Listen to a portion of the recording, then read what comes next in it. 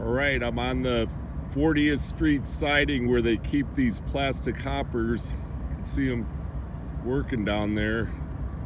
What caught my attention was this is a rail train sitting on the middle track. So I don't know if he's waiting for another train to come by on the main line or what, but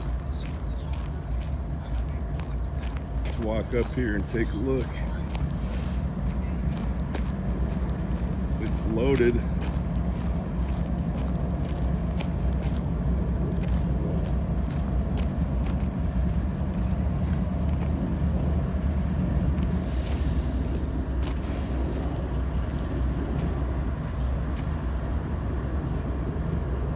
This train's been sitting here for like a half hour, so I don't know if it's going to be moving it or not, but looks like that's about the best I can get.